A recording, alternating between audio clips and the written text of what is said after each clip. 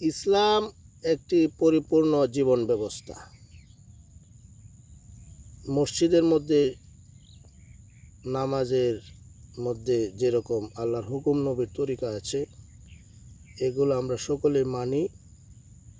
সেরকমভাবে ব্যক্তি জীবন, পারিবারিক জীবন, সামাজিক জীবন, রাষ্ট্র জীবন, আন্তর্জাতিক জীবন, সকল ক্ষেত্রেই আল্লাহর হুকুম নবীর তরিকা আছে। নবী মুহাম্মদ রাসূলুল্লাহ সাল্লাল্লাহু আলাইহি সাল্লাম যেরকমভাবে তিনি সাহাবীদেরকে নিয়ে ইমামতি করে নামাজের প্রশিক্ষণ দিয়েছেন, সেরকমভাবে তিনি সাহাবীদেরকে নিয়ে আল্লাহ তাআলার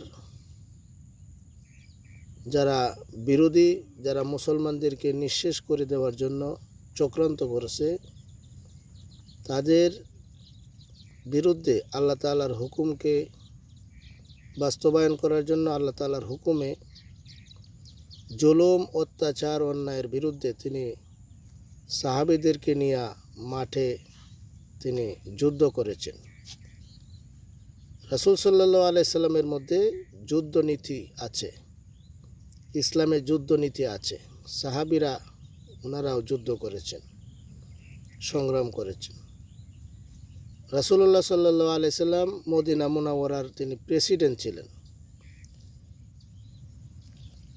আইন, বিচার, সালিশ সকল স্থানে রাসূলুল্লাহ সাল্লাল্লাহু আলাইহি সাল্লামের আদর্শ আছে।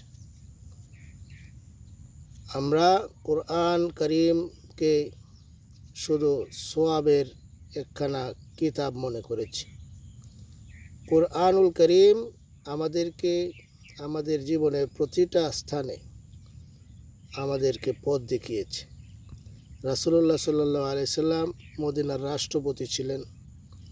আবু বকর রাদিয়াল্লাহু তাআলা আনহু তিনিও রাষ্ট্রপতি ছিলেন। উমর ফারুক রাদিয়াল্লাহু তাআলা আনহু তিনিও রাষ্ট্রপতি ছিলেন। ওসমান গনি রাদিয়াল্লাহু তাআলা আনহু, আলী রাদিয়াল্লাহু তাআলা আনহু ওনারা রাষ্ট্রপতি ছিলেন। রাসূলুল্লাহ সাল্লাল্লাহু আলাইহি সাল্লামের নবুয়তের পরে, হিজরতের পর থেকে 1924 পর্যন্ত মুসলমানরা পৃথিবীর বুকে খেলাফতের দায়িত্ব পালন করেছেন। এই জন্য আমরা বাংলাদেশি যারা রয়েছি, আমরা আমাদের মুসলমানিত্ব শুধু নামাজের মধ্যে, রোজার মধ্যে আমাদেরকে সংকীর্ণ করে ফেলেছি। কিন্তু ইসলাম একটা পরিপূর্ণ জীবন ব্যবস্থার নাম। ইসলামে রয়েছে স্বরাষ্ট্রনীতি, পররাষ্ট্রনীতি, অর্থনীতি, সকল নীতির মধ্যে ইসলামের হুকুম আহকাম, আল্লাহ তাআলার দেওয়া বিধিবিধান রয়েছে।